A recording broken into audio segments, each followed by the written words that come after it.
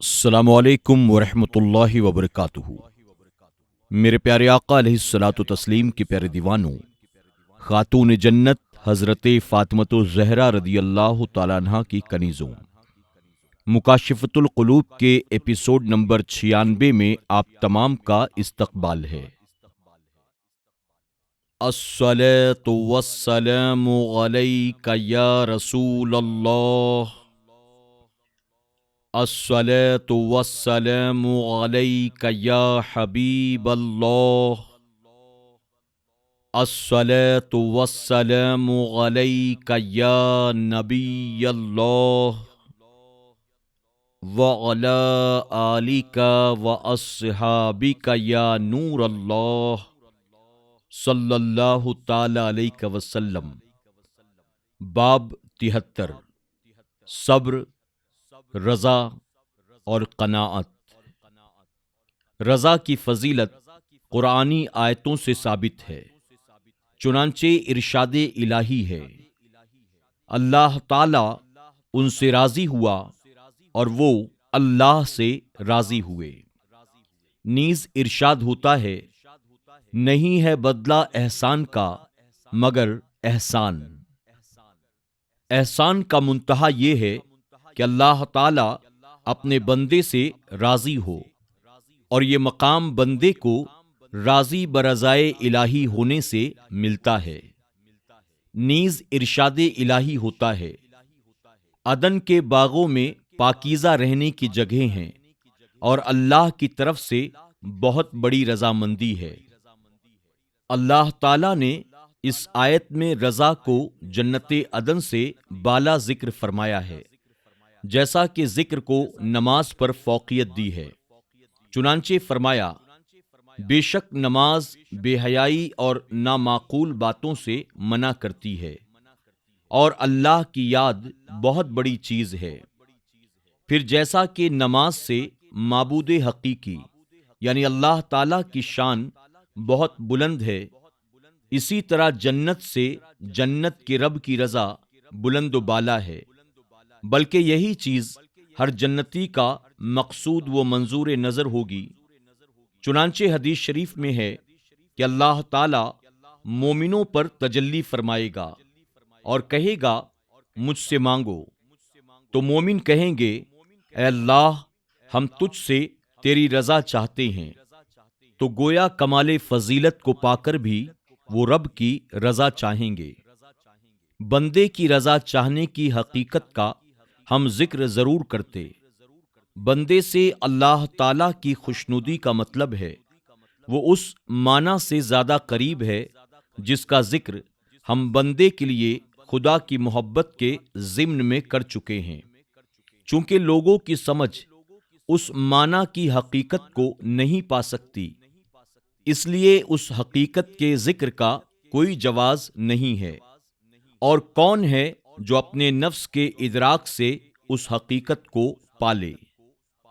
حقیقت تو یہ ہے کہ دیدار الہی سے بڑھ کر کوئی اور چیز نہیں ہے، مگر مومنوں کا دیدار کے وقت رضائے الہی کی خواہش اس وجہ سے ہوگی کہ یہی چیز دائمی دیدار کا سبب ہے۔ پھر گویا جب انہوں نے انتہائی بلند مراتب اور امیدوں کی آخری حدوں کو چھو لیا اور دیدار کی لذت سے لطف اندوز ہو گئے، تو انہوں نے مزید کچھ سوال کرنے کے جواب میں دائمی دیدار ہی کو مانگ لیا، اور یہ جان گئے کہ رضائے الہی ہی دائمی طور پر حجابات کے اٹھ جانے کا سبب ہے اور فرمان الہی ہے۔ مفہوم ہمارے نزدیک اس سے بھی زیادہ ہے۔ بعض مفسرین کا کہنا ہے، اس سے زیادہ کہ یہ معنی ہے کہ جنتیوں کو اللہ تعالی کی طرف سے 3 تحفے ملیں گے۔ پہلے یہ کہ انہیں جنت میں ایسا تحفہ دیا جائے گا جو پہلے سے ان کے پاس موجود نہیں ہوگا، چنانچہ فرمان الہی ہے۔ مفہوم پس کوئی نفس نہیں جانتا کہ اس کے لیے کون سی آنکھوں کی ٹھنڈک چھپائی گئی ہے۔ دوسرے یہ کہ انہیں ان کے رب کی طرف سے سلام ہوگا جو اس تحفے سے زیادہ ہوگا، جیسا کہ ارشاد الہی ہے۔ مفہوم: رب رحیم کی طرف سے انہیں سلام کہا جائے گا۔ تیسرا یہ کہ اللہ تعالیٰ فرمائے گا میں تم سے راضی ہوں، اور یہ بات سلام اور تحفے سے بھی زیادہ بہتر اور اعلیٰ ہے، چنانچہ فرمانے الہی ہے۔ مفہوم: اور اللہ کی طرف سے بہت بڑی خوشنودی ہے، یعنی ان نعمتوں سے بھی افضل ہے جن کو انہوں نے حاصل کر لیا ہے۔ بس یہی اللہ تعالیٰ کی مقدس رضا ہے جو بندے کی رضا جوئی کا پھل ہے۔ اب رہی احادیث مقدسہ سے رضا کی فضیلت، تو اس سلسلے میں بہت سی احادیث وارد ہوئی ہیں۔ چنانچہ حضور اکرم صلی اللہ علیہ وسلم سے مروی ہے کہ آپ نے صحابہ اکرام کی ایک جماعت سے پوچھا، تم کون ہو؟ انہوں نے کہا، مومن۔ آپ نے فرمایا، تمہارے ایمان کی کیا علامت ہے؟ انہوں نے کہا، ہم مصیبتوں پر صبر کرتے ہیں، فراخی میں شکر ادا کرتے ہیں، اور اللہ کی قضا پر راضی ہوتے ہیں۔ حضور اکرم صلی اللہ علیہ وسلم نے فرمایا، رب کعبہ کی قسم تم مومن ہو۔ فرمان نبوی صلی اللہ علیہ وسلم ہے کہ حکما اور علماء اپنی فقہ کی وجہ سے اس امر کے قریب ہوئے کہ نبی ہو جائیں۔ حدیث شریف میں ہے کہ اس شخص کے لیے خوشخبری ہے جسے اسلام کی ہدایت ملی اور وہ اپنی معمولی گزر اوقات پر راضی رہا۔ فرمان نبوی صلی اللہ علیہ وسلم ہے کہ جو شخص اللہ تعالیٰ سے معمولی رزق پر راضی ہو گیا، اللہ تعالیٰ اس کے عمل پر راضی ہو جاتا ہے۔ اور فرمایا، جب اللہ تعالیٰ کسی بندے سے راضی ہو جاتا ہے تو اس کو آزمائش میں ڈال دیتا ہے۔ اگر وہ صبر کرے تو اللہ تعالیٰ اس بندے کو پسند کر لیتا ہے، اور اگر وہ آزمائش پر راضی ہو جاتا ہے تو اللہ تعالیٰ اسے اپنے خاص بندوں میں چن لیتا ہے۔ فرمان نبوی صلی اللہ علیہ وسلم ہے، جب قیامت کا دن ہوگا، اللہ تعالیٰ میری امت کے ایک گروہ کے پر پیدا فرمائے گا، اور وہ ان پروں سے اڑ کر قبروں سے نکلتے ہی سیدھے جنت میں جا پہنچیں گے۔ وہ جنت کی نعمتوں سے لطف اندوز ہوں گے اور جہاں چاہیں گے آرام کریں گے۔ فرشتے ان سے کہیں گے، کیا تم حساب دے کر آئے ہو؟ وہ کہیں گے، ہم نے حساب نہیں دیکھا۔ فرشتے پوچھیں گے، کیا تم پلصراط پار کر کے آئے ہو؟ وہ کہیں گے، ہم نے پلصراط کو نہیں دیکھا۔ فرشتے کہیں گے، کیا تم نے جہنم کو دیکھا ہے؟ وہ کہیں گے، ہم نے کسی چیز کو نہیں دیکھا۔ تب فرشتے کہیں گے، تم کس کی امت میں سے ہو؟ وہ کہیں گے، ہم محمد صلی اللہ علیہ وسلم کی امت ہیں۔ فرشتے کہیں گے، ہم تمہیں اللہ کی قسم دیتے ہیں، یہ بتاؤ تم دنیا میں کیا عمل کرتے تھے؟ وہ کہیں گے کہ ہم میں 2 عادتیں تھیں جنہوں نے ہمیں اس منزل تک پہنچایا ہے، اور اللہ کا فضل و رحمت ہمارے حال میں شامل ہے۔ فرشتے کہیں گے، وہ 2 عادتیں کون سی تھیں؟ وہ کہیں گے، ہم جب تنہا ہوتے تو گناہ کرتے ہمیں شرم آتی تھی، چہ جائے کہ ہم اعلانیہ گناہ کرتے، اور ہم اللہ تعالیٰ کے دیے ہوئے معمولی رزق پر راضی ہو گئے تھے۔ فرشتے یہ سن کر کہیں گے، تب تو تمہارا یہی بدلہ ہونا چاہیے۔ حضور اکرم صلی اللہ علیہ وسلم نے فرمایا، اے فقیروں کے گروہ، تم دل کی گہرائیوں سے اللہ کی عطا پر راضی ہو جاؤ تو اپنے فقر کا ثواب پالو گے، ورنہ نہیں۔ موسیٰ علیہ السلام کے واقعات میں ہے کہ بنی اسرائیل نے ان سے کہا، اللہ تعالیٰ سے ہمارے لیے کوئی ایسا عمل دریافت کیجیے جس کے سبب وہ ہم سے راضی ہو جائے۔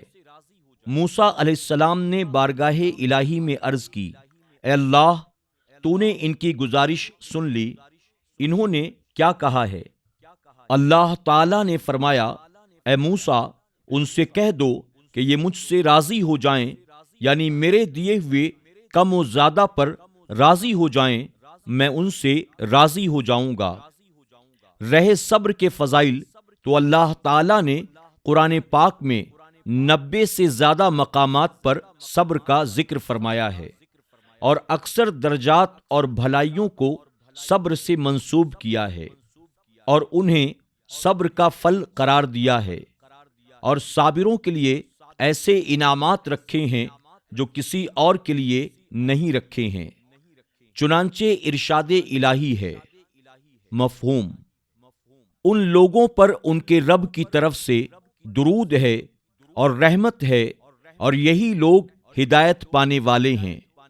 لہذا ثابت ہوا کہ ہدایت، رحمت اور صلوات، یہ تینوں چیزیں صبر کرنے والے کے لیے مخصوص ہیں۔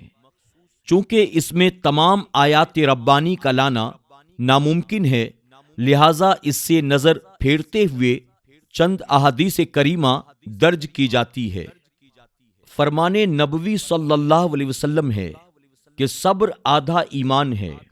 مزید فرمایا کہ تھوڑی سی وہ چیز جو تمہیں یقین اور پختہ صبر سے مل جائے، اور جس شخص کو ان میں سے کچھ حصہ مرحمت کر دیا جائے، اس سے اگر رات کی عبادت اور دن کے روزے فوت ہو جائیں تو کوئی پرواہ نہیں۔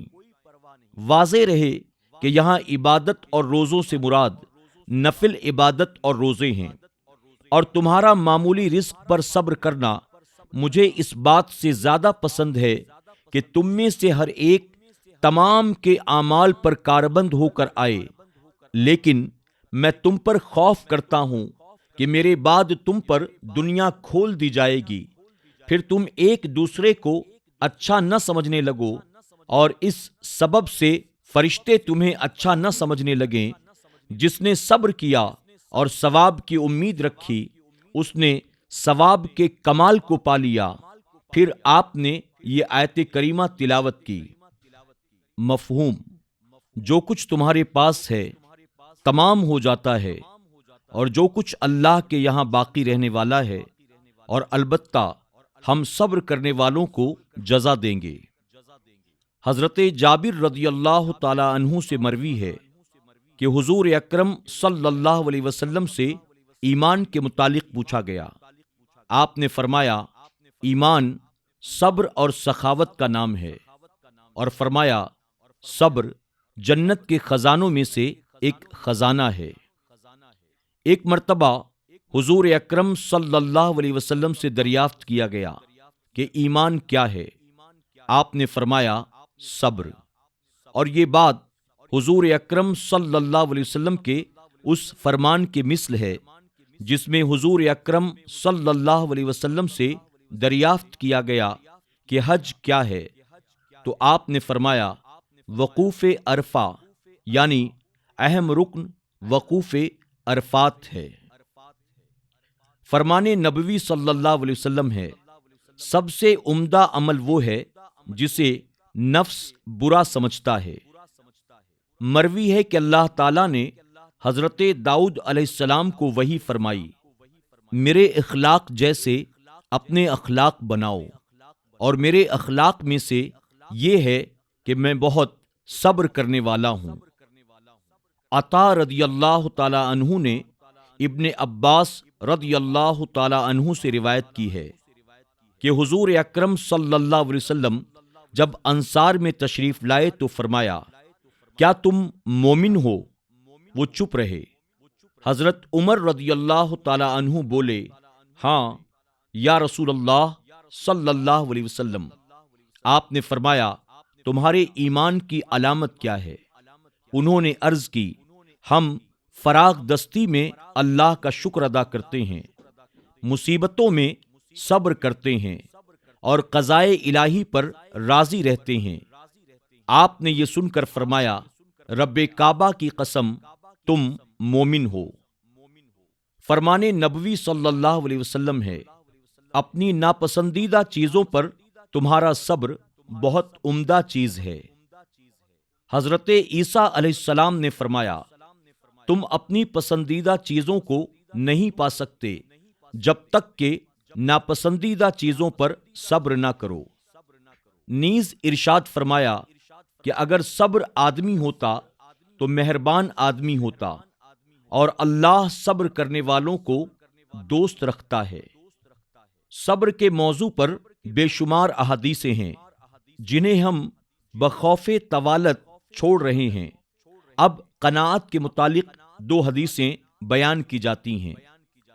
حضور اکرم صلی اللہ علیہ وسلم نے فرمایا، جس نے قناعت کی وہ عزت والا ہوا، اور جس نے لالچ کیا وہ ذلیل ہوا۔ نیز فرمایا کہ قناعت ایک ایسا خزانہ ہے جو فنا نہیں ہوتا۔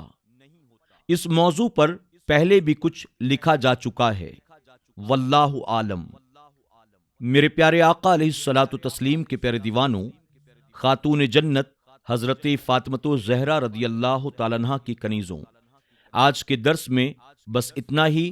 انشاءاللہ کل ایک نئے ایپیسوڈ اور نئے باب کے ساتھ پھر آپ کی خدمت میں حاضر ہوں گے۔ تب تک کے لیے اجازت دیں، اپنا خیال رکھیں اور اپنی دعاؤں میں ہمیں ضرور یاد رکھیں۔ السلام علیکم ورحمۃ اللہ وبرکاتہ۔